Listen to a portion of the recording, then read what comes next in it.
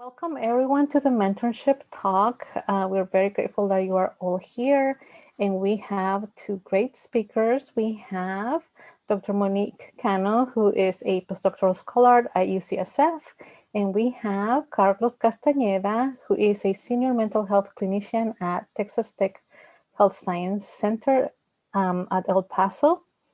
And they're going to be talking to us, sharing their advice about how to best use training opportunities at PAU to enhance competitiveness for just after graduating. And they're going to also be talking about their career paths and career advice.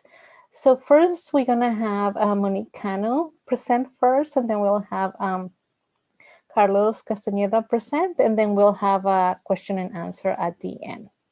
Okay, so again, thank you both so much for coming. We're very grateful, and let's get started with you, Monique. Wonderful. Can everyone hear me? Yes. Great. Okay. Hello, everyone. I'm so excited to be here speaking with you this afternoon. My name is Dr. Monique Cano, and like Dr. Pineda mentioned, I am a postdoctoral research fellow in substance use disorder treatment at UCSF. And what I'll be sharing with you today is the graduate student academic path towards becoming a researcher. So if you're interested in research and you think that research is a career path that you want to go into, that's what I will be talking about today. All right. So first, I want to let you know a little bit more about me so that you have a better idea of who I am and what my journey has looked like outside of PAU as well. I was born and raised about 10 minutes from the Texas-Mexico border in a region called the Rio Grande Valley. I have family on both sides of the border, and I grew up going to and from Mexico frequently as a child. I obtained my bachelor's degree in science in psychology and anthropology at the University of Texas Pan American. And I also received my Master of Arts in Clinical Psychology at UTPA. UTPA is located in the Rio Grande Valley. And then after that, I moved to the Bay Area to obtain my PhD at Palo Alto University. I finished my internship last year at the Michael E. DeBakey VA in Houston, and now I'm happy to be back in the Bay Area conducting research in substance use treatment at UCSF. Okay, so if you're thinking about a research career, where do you start? I would say have a career goal in mind and ask yourself a few key questions, such as what is it that you want to be doing with your degree after you graduate? And this career goal may shift and change throughout your time as a graduate student, and I'm here to normalize and validate that experience. It does shift and change throughout the course of your time as a student, but do try to have a general career goal in mind. And once you cultivate that goal and think about that goal a little bit more, it is very key to communicate this goal with your PAU mentor, even if you're not quite sure about what it is you want to do with your career. Communicating with your mentors is key. My mentor was Dr. Munoz, who's here on this talk, and I made sure to let him know exactly what it is I wanted to be doing, and he helped me along my journey. So set up a meeting with your mentor to discuss your career goal and career path. Your mentors are there to help you talk through your goals, to help you achieve your goals. They're very knowledgeable about different career paths and what work needs to be done in order to be successful in what it is that you want to be doing. Don't forget also that your mentors have a rich and wonderful network of other psychologists and professionals within the mental health field that can help you achieve your goals also.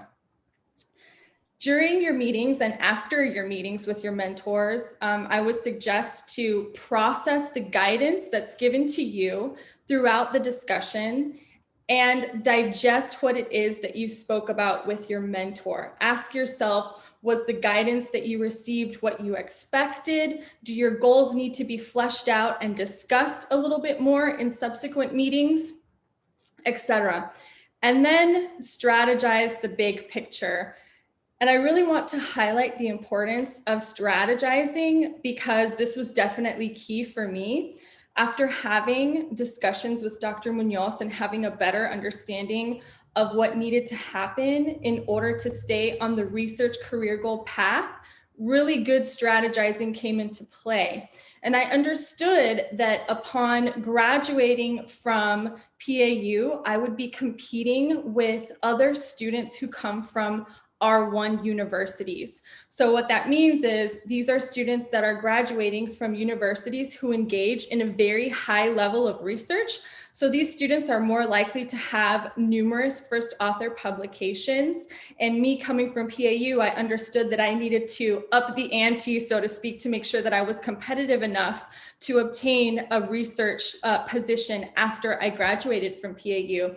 And in understanding that allowed me to really strategize and come up with a plan to make myself competitive for research postdoctoral positions like the one I have currently at UCSF. And then, of course, after strategizing, it's time to get to work.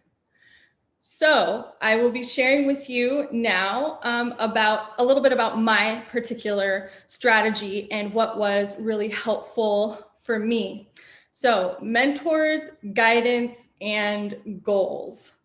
Meet regularly with your mentor and try to aim for meeting with them bi-weekly at a minimum throughout the academic year. I know that there are times within the academic year that this might be a little bit more difficult. So for example, when you are studying for comp exams or finals, it might be difficult to meet bi-weekly with them, but I would say have that as a goal to meet with your mentor at least bi-weekly for half an hour if possible. And what this does is it creates accountability for yourself, and your mentor is also able to hold you accountable for the goals that you set during your meetings.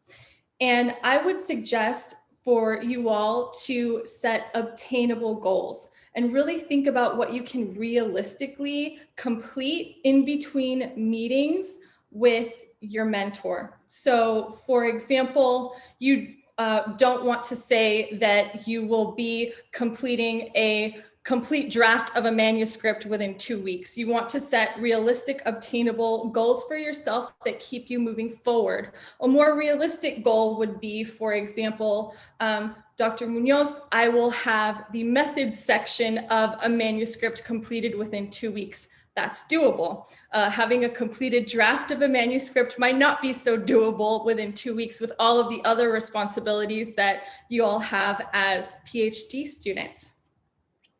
And then finally, create an individual development plan or IDP. What you see on the screen here is a sample of an IDP. And these are typically discussed at the beginning of an academic quarter and then at the end of an academic quarter. And what this does is it helps set your goals up for that quarter, and it provides a nice timeline for how to get those goals completed within the quarter. Okay, so I knew that I was going to need to receive lots of research experience within PAU, but also outside PAU to be competitive for research positions after graduating. So as a third-year practicum student, I applied for an outside practicum experience at the San Francisco VA. So I was already in Dr. Munoz's research lab, I4Health, and involved in research there. And I decided to apply for a supplemental position, a practicum position, to obtain more research experience. Now, I was also strategic in applying for this outside research experience because part of the research experience that I received at the SFVA included administering neurocognitive batteries to participants. So that also gave me the clinical assessment hours that I needed for practicum as well. So it was kind of like getting the two birds with one stone. I was also involved in research at Stanford, which has actually helped me tremendously in my productivity as a postdoc currently. So we just received a revise and resubmit for a manuscript that I wrote with this team. So I cultivated these experiences and these networking opportunities and working with these teams in graduate school, and they have continued to help me along my journey, even as a postdoc. And that has been incredibly helpful. Talking to mentors that you create relationships with outside of PAU is also incredibly helpful, because once I started discussing my career goals, not only with my PAU mentors, but with my mentors outside of PAU, more opportunities came my way. So for example, the guidance and the opportunities that my mentors provided me with led me to apply for funding, which was such a great experience for me and just really set me apart from other students who are also interested in research and also wanting those research postdocs. So as you can see here, I was funded 4 times as a predoctoral student to conduct and to be trained in research. And how was I able to achieve that? How did I know what funding mechanisms to apply for? How was I even able to draft a grant? And the answer to those questions are my mentors. So my mentors provided me with the opportunities and the guidance to work towards really making this happen. I was able to conduct the research work that I did because of the funding and the mentorship that I received at PAU and outside PAU. These funding mechanisms allowed me to have funds to conduct my dissertation, and it allowed me to pay my participants for participating in my dissertation research, which was really, really important to me because the participants in my research were a vulnerable population. So it was really important for me to make sure that I was able to pay them for the time that they spent with me. And of course, be productive. If you want a career in research, being productive is really important.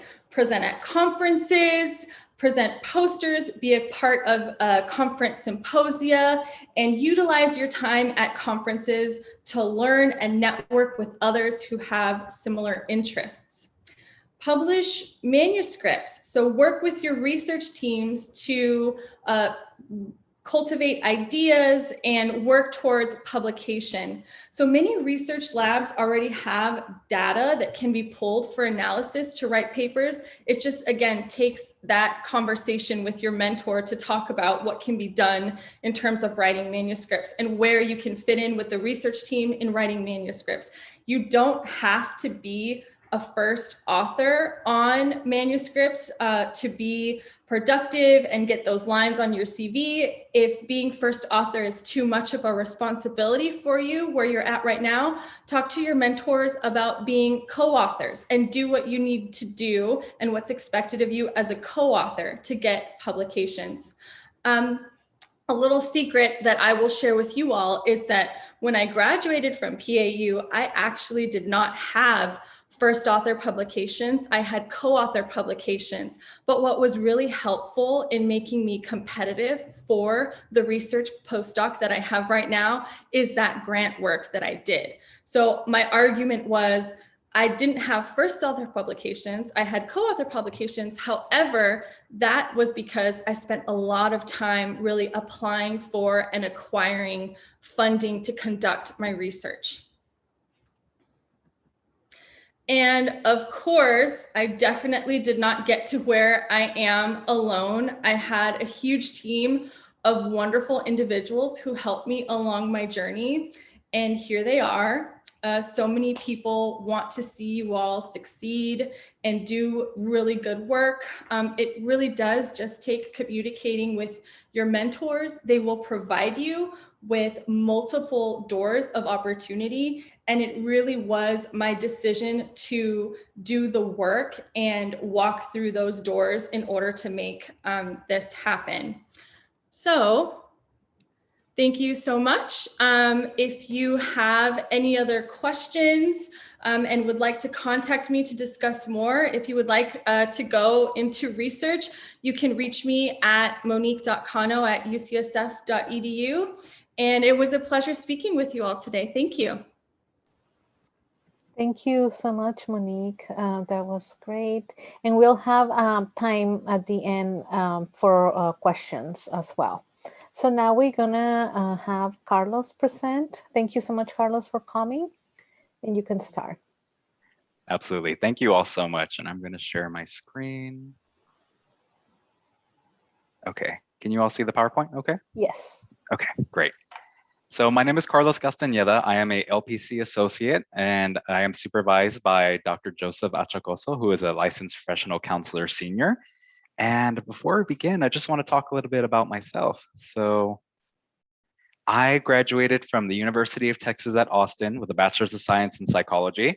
I was originally from San Antonio, Texas. And then after that, I lived in Austin for 7 years and then transitioned to El Paso. However, when I was in Austin, I attended Palo Alto University through the online cohort and graduated in 2019 for the Master's in Counseling program. And currently, I recently was just accepted, and it's been a year now, but currently I'm a PhD student in counseling education at Texas Tech University, which is in Lubbock. And right now, my position is a senior mental health clinician at Texas Tech University Health Science Center, El Paso. So I live in El Paso, but my PhD program is in Lubbock, so it's a hybrid program, and there'll be times where I'll attend either online or physically on the campus for a weekend, 8 hours a day to go over classes or and the content of our classes. And prior to my experiences, I just wanted to add this so we can talk about it later. But before I became a senior mental health clinician, I became a behavioral health specialist 5 at the El Paso State Supported Living Center. This was the first position of its kind. I was a case manager at Integral Care in Austin, Texas. And while in graduate school, I was a registered behavior technician. So using ABA therapy for kids with the spectrum and ABA clinics. And that's applied behavior analysis. So this is me taking a picture at PAU. And I was just so excited. I wanted a picture in front of this tree because in Texas, we do not have big trees like this. So I'm in love with the campus and also just where we graduated in the trees as well. And then this next one is what my fiance took a picture of me. She is very, very funny. But right when I got my degree, she took this picture and made this a meme. This is it. So it's a great, amazing, proud day when you receive your degree. But that for that moment, she caught it at the right angle, and that was just perfect. And then Dr. Roller is actually right there. She gave me the degree along with my mentor, Dr. Shapiris, who hooded me. So yeah, so how to reach your career path. As I mentioned, I'm a senior mental health clinician, and our program, we provide teletherapy to high-risk students in K through 12 schools, and that for the idea of reducing school shootings and student suicides. This is a very new program that the state of Texas just opened up. Many other states, and I'm sure California has it already, have it to where the medical schools will have therapists and have psychiatrists work together as a team to be able to provide these care services for those students to see if we can help reduce the chances of, high risk behavior along with suicidality, drug use, being incarcerated. So that's the goal. And every day I meet a new kiddo, and I just love my job, and I'm very grateful for it.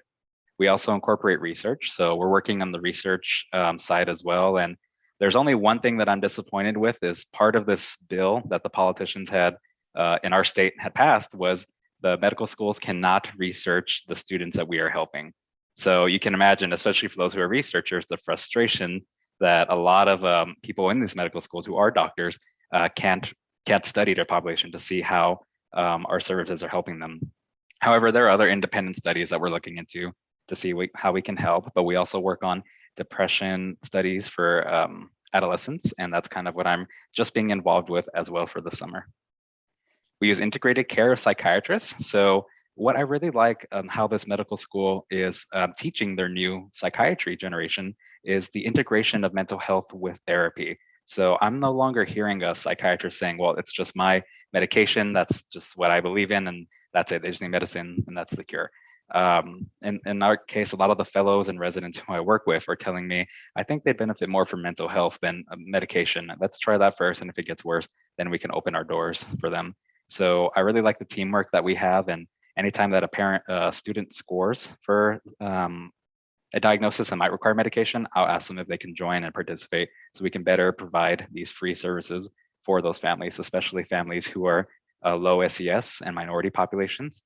Being in El Paso, we do have a lot of individuals who are from Juarez, and that's Juarez, Mexico, and their students might live here, and the family members might live across the border, or they just recently transitioned to El Paso. So something that I want to mention is for when you're trying to figure out your career path is to find the population and theory that resonates with you.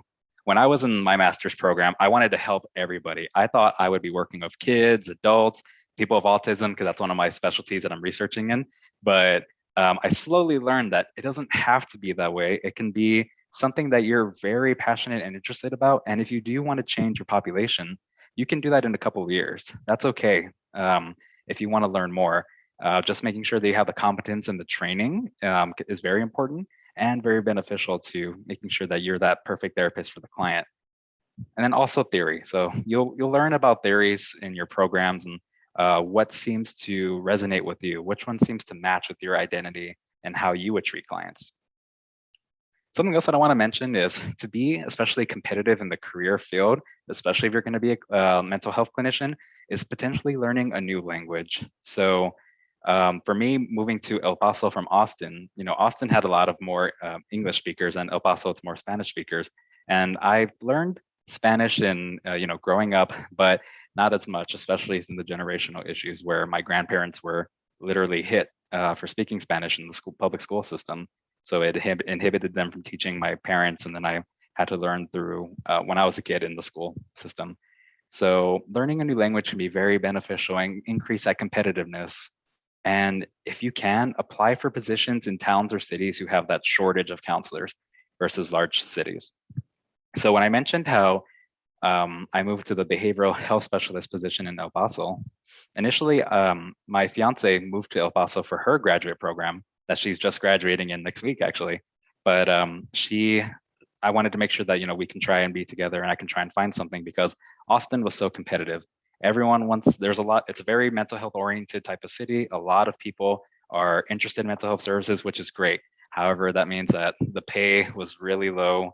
A lot of people were applying for the same position, so it might be harder. You have to show how different and more competitive you can be compared to others. So I realized when I looked for this position in El Paso, I told myself, well, this says behavioral health 5. I don't know if I can apply for that. Isn't there a 1, 2, and a 3? Maybe I can try. But I took the leap. I went ahead and I went for it, and I discussed my background, my skills, and I was so fortunate and lucky to receive it. And then the same thing happened when I transitioned to the Texas Tech Medical School in El Paso. The opportunities seem to open up more in these cities, especially that have lesser population of counselors who are in the mental health field. Oh, and these little symbols I have here, this stands for the Texas Child Mental Health Care Consortium. That's what they call it in the state level. And the program is called TCHAT, and that's Texas Child Health Access Through Telemedicine.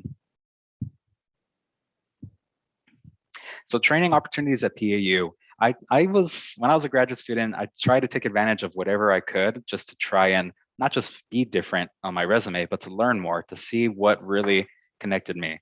And attending the free and discounted CEU trainings and conferences that PAU offered, I highly recommend those. I usually see in my PAU email that I still have that Dr. Munoz has something going on, or there's a presentation or an event going on. And being able to just bridge connections through meeting people in whether online or physical conferences can be something that helps in the long run, especially if you need a reference or if that connection is opening a position one day. And we also talked about learning about your interests and passions. When you are in a graduate program, you have your cohort as well. So learning from your cohort is very important because you're going to see people from different fields, different experiences, people who've gone through life in so many different ways. And I think that opens up so many doors, especially to where you might have a client who might have a similar cultural background that you just learned about from a peer who just shared it with you. And being Hispanic, we know that there are those individuals who have different types of cultural backgrounds within the Hispanic branch as well. So just a thought that I've had and something I learned about when I met people from my cohort. Internships and practicum. I know for those who are online students, this was the first challenge I had, was finding a practicum site in Austin, Texas that PAU knew, and there wasn't. So I received a lot of help from my mentor, and we found some clinics and we were able to have them sign up. So for the next generation of students who come, they can sign up with these clinics who already have that practicum agreement with PAU.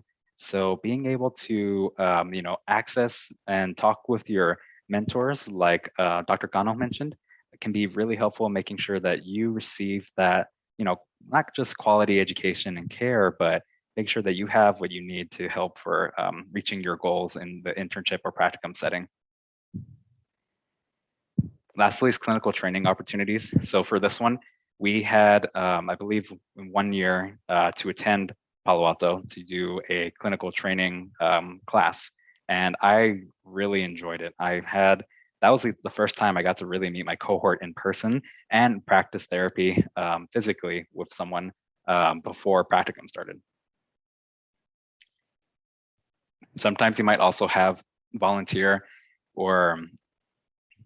situations where certain clinics might ask help with case management or being able to help clients with certain types of situations or experiences they're going through, and those are some things that I'd recommend as well. So through my PAU experiences, I really enjoyed my mentorship with Dr. Donna Shapiris, and to this day, she is still my mentor. She recently volunteered to be in a conference we recently hosted on social justice, and it was just amazing and phenomenal. And every time, the mentorships I'd like to add are not just for recommendation letters. They are to help build that relationship to not just help with your schoolwork and what you want to do, but also that professionalism and professional relationship when you graduate. Because one thing that I really liked and enjoyed hearing from my mentor was, when you're done, you're going to be my colleague. You're no longer my student. We can work together. We can do so many things to make a difference. And it felt like I was being talked to equally versus how some people might fear the power dynamic of a professor versus a student. So I really feel supported, especially by the professors at PAU and how they talk to us as we're going to be colleagues soon. Clinical training also helped me, having supportive peers, and I do not expect everybody to be best friends in their cohort, but having those relationships where you support each other for your growth and reducing the competitiveness, especially if you're in a PhD program, can help really, I think, bridge that connection between your fellow colleagues and help you get through your program together. I really enjoyed learning about cultural diversity and social justice, especially with Dr. Megan Speciale, and along with human sexuality. So those two topics really helped me because as I moved to El Paso, I started learning more about Hispanic culture than I ever did in Austin, and even growing up, because I'm more of a third generation Hispanic student. And learning about human sexuality, I was able to familiarize myself with some of the terminology that some students who identify as LGBTQIA use. And it opens that curiosity for me. So rather than judging, but feeling comfortable and open to ask them, that I am not aware of what this means. Can you explain it to me? And usually those clients are very open to it and happy that you're showing curiosity and interest. PAU also learned or taught me how to be a healer. And I know when you're doing a counseling or mental health field, you already kind of have that innate ability. but I think it opens up the door or builds that muscle of being a healer and being in this program. So just having that in the background, that you are a healer, in the back of your mind, you are a healer, and you're continuing just to develop that strength, and that's what's going to help you be an amazing mental health professional for your own future clients. PAU also taught me to learn how to apply, and what I mean for this is taking the leap. So when I say take the leap, I usually like to think of not letting my automatic negative thoughts control what I want to do. And that's when I mentioned when I applied for this position, I'm not good enough for it, or I'm not experienced enough for it, I shouldn't apply. And that's an automatic negative thought by a psychiatrist who actually created. So I use this with my clients too, where you can imagine that there are these little ants crawling in your brain and telling you and whispering these negative thoughts. And like in real life, they can create tunnels in your brain that can control your behavior along with your thoughts and perceptions of life. So for my kiddos, I tell them, hey, we want to squish these ants. Let's think of the opposite thoughts, and then we're going to flip them on their backs. We're going to squish them with our thumbs. So what I usually tell my kids for the opposite, if they say I'm stupid, I might have them say I'm smarter than I think, and then they squish the ant. For this one, I always try and tell myself, maybe I shouldn't apply, I don't qualify, and then I tell myself I might be more qualified than I think, and just pushing myself and taking that leap to apply, because the worst thing that can happen is just hearing the word no, and it's okay if you hear no sometimes too. So I'm hoping also that you continue to educate yourself and grow, and do what makes you happy. For this field, it can be very competitive, and you might be doing different types of mental health specialties that maybe you weren't interested in. And if you become interested in it, that's amazing. But if it's something you're not particularly great in, but as the only position open, just take completing it while you can, and trying to find a position that makes you happy so you can transition. And I know this is especially hard for the licensure process for those who are going to be clinicians. How you have to have an LPC intern or associate license, and you have to complete thousands of hours, and it's hard. And it's hard to stay happy when they can be very competitive in this field. So for that, I'd just like to say, don't give up. You all can do this, and I know it's hard, but we have so many people who are here to support you, including myself. I'll put my contact information as well.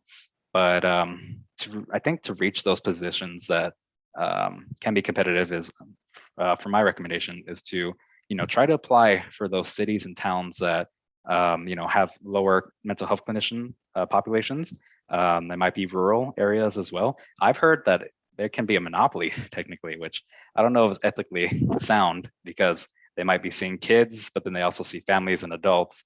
But then also just trying to find what makes you happy, taking the leap and applying for that position if you feel you're not ready or not qualified for it. And yeah, that's what I recommend there. And I want to thank you all so much for just taking the time to listen to me. And I hope that helped in some way. Thank you so much, Carlos. Thank you so much, Dr. Cano.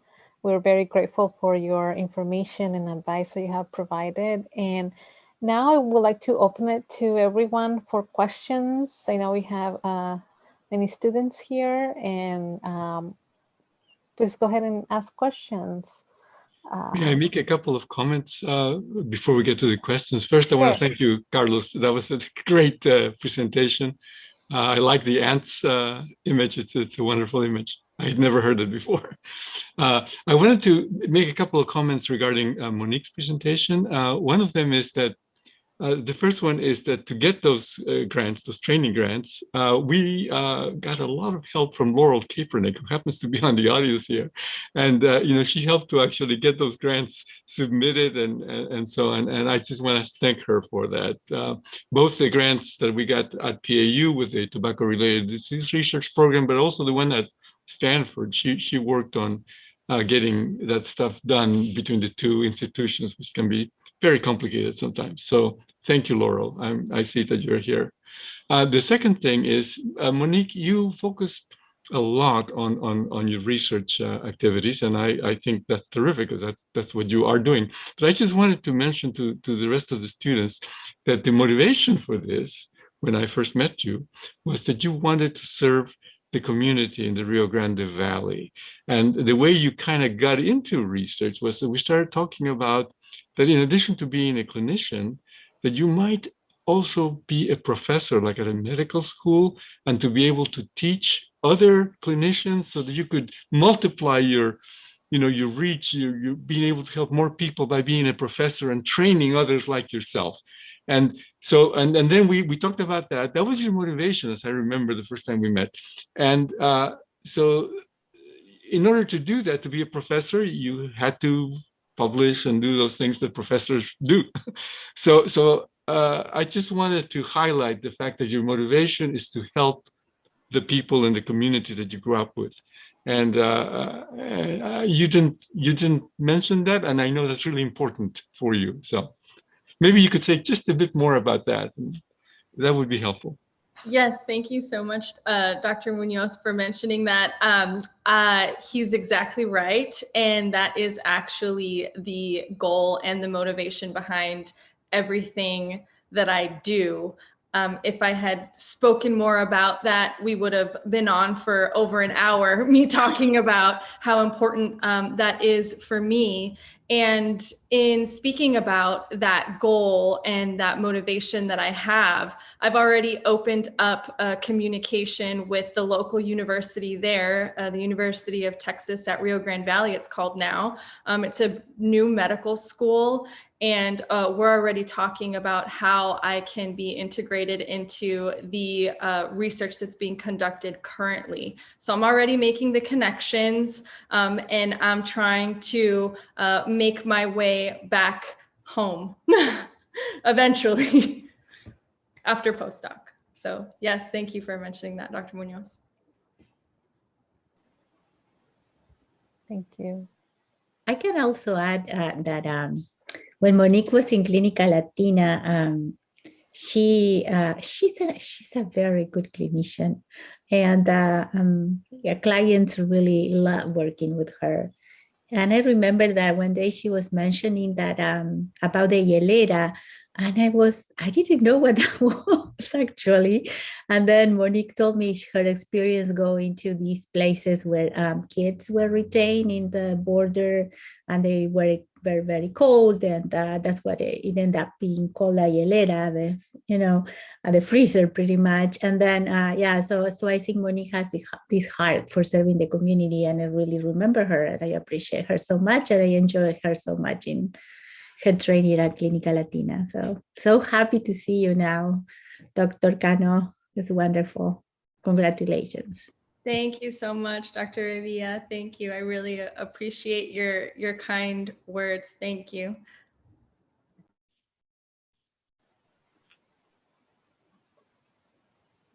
Okay, questions for our guest?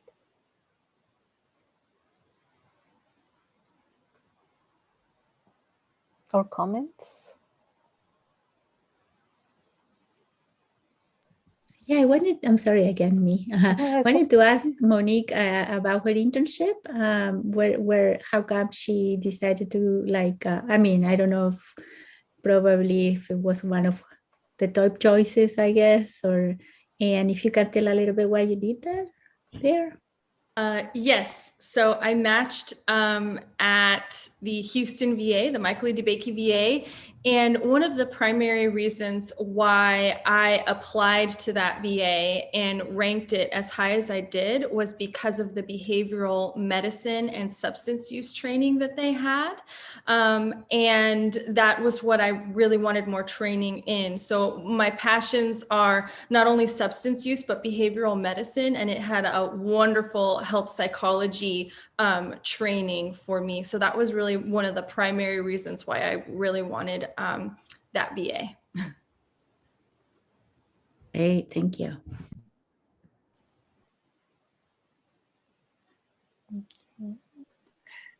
And somebody asked a private message in the chat that you mentioned that you were doing something with kids in the spectrum in the ABA field, or was that one of your interests? I mainly started that when I was in graduate school, but I've always had that experience in individuals in the spectrum because I have a family member with autism.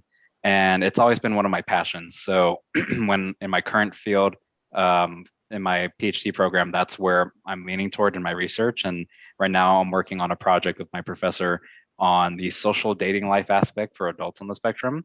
And then part of what we're also thinking about in the future is creating a diagnostic criteria for females with autism, because the research has been shown that there's such a small number of females who are diagnosed with autism. And maybe that's due to the criteria for when they developed the way to diagnose autism was primarily through the male population. So yeah, and then I was in the ABA field, and and as an ABA therapist and an RBT, such as yourself. So yeah, that's amazing. And there are still multiple ways that you can incorporate ABA in the mental health field. And I just learned, especially through Dr. Donna Shapiris' husband, Carl Shapiris, saying how, you can technically be a counselor and still use ABA, but in the behavioralism field for that population. So if you're split on being a BCBA and a therapist, I'm happy to tell you, you don't have to do both unless you really want to, but you can still do it as a licensed professional counselor or psychologist. That was a great question. Thank you. Thank you. Carlos, could you talk to us a little bit about how you decided to go on to get a PhD, right? You're in the middle of that right now, right?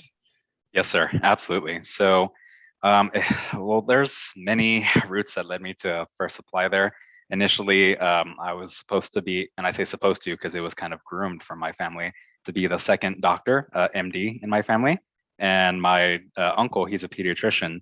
And as I continued to finish my degree during my undergrad, he told me, don't listen to our family, do what makes you happy. And that really inspired me. And what really helped change was, surprisingly, when I was in a medical mission and the doctor there had said, hey, you're studying psychology, right? Can you talk with this patient? Her symptoms were more for mental health. So I said, sure, that's fine. And I didn't know anything then. I was still just an undergrad, but I really loved listening and talking and using a type of writing therapy technique I learned from one of my professors. And then it just kind of opened the door more for me. So I applied for PAU and really loved how we incorporated, the mental health program there.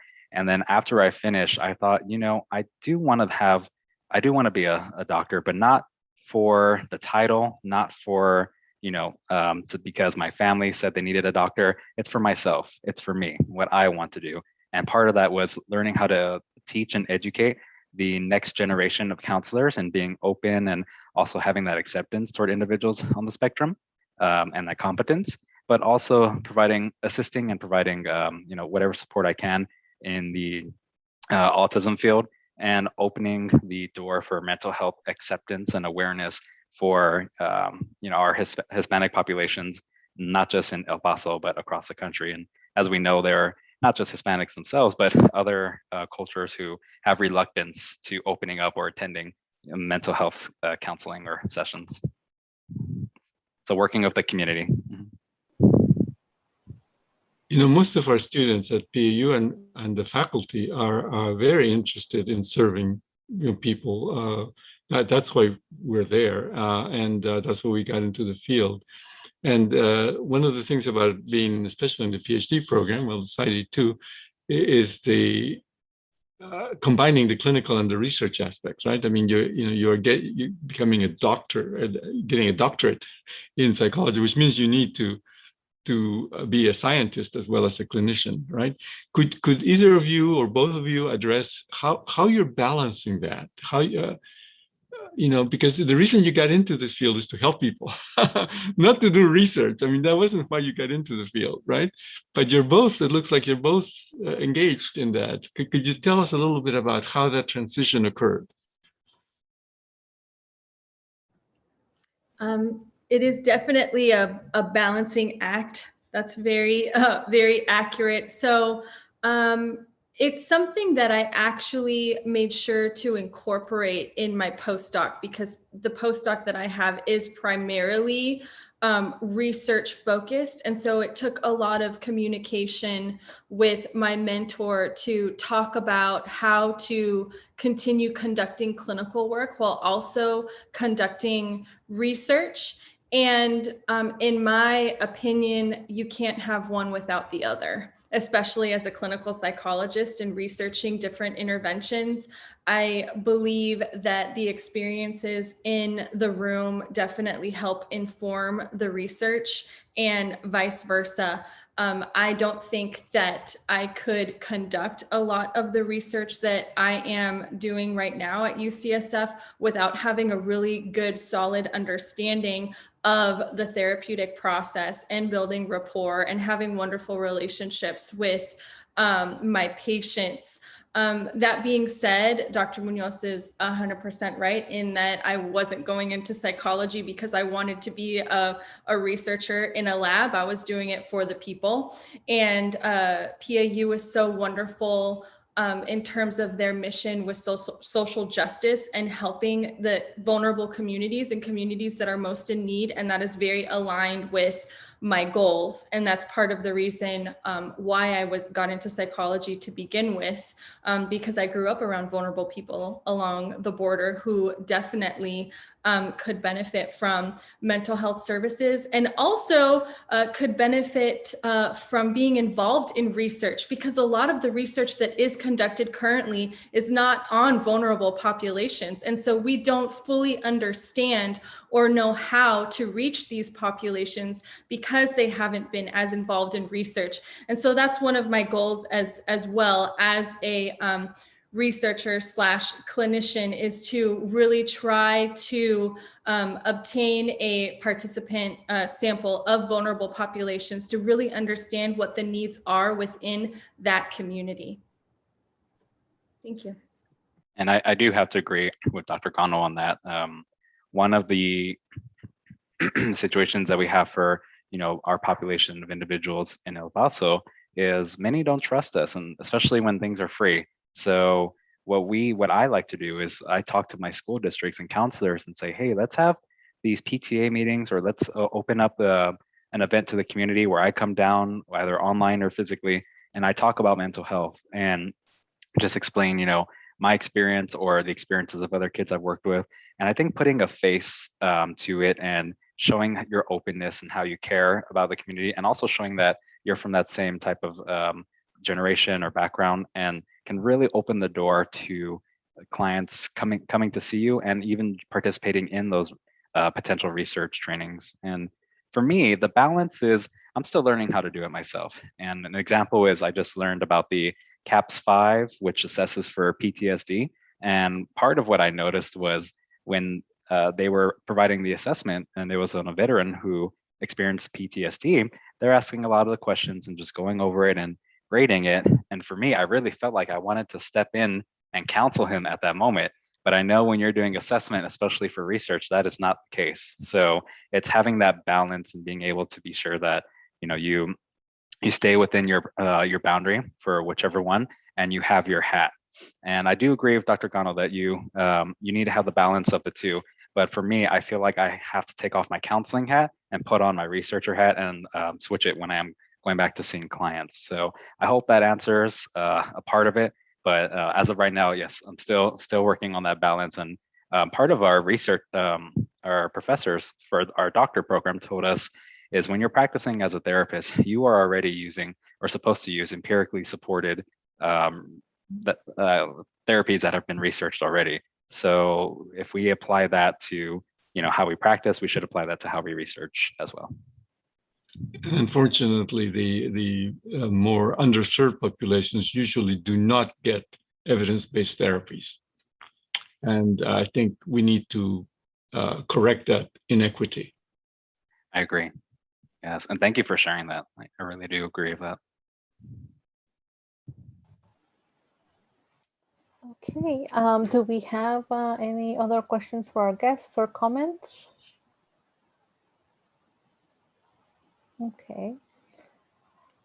Okay, so if we don't have any other questions or comments, I want to say thank you so much, Dr. Cano. Thank you so much, Carlos Castañeda, for coming today. This was amazing. We're going to be, as I mentioned at the beginning, we're recording this talk, and we're going to make it available on our LTF website, because this will be very useful for other students, faculty, and staff who couldn't come today, but will be very interested in listening to you both. So we're super grateful. And again, thank you so much. And I'll be in touch with both of you. Thank you. Good seeing you, Monique. So good seeing you all, Dr. Irby and Dr. Munoz, Dr. Hey. Munoz. Thank you all so much. I'm going to Take add my care. email to the chat too, in case they need it. Okay. Sorry about that. Thank you. Thank you. Thank you. Thank you. Bye. Bye-bye. Bye-bye.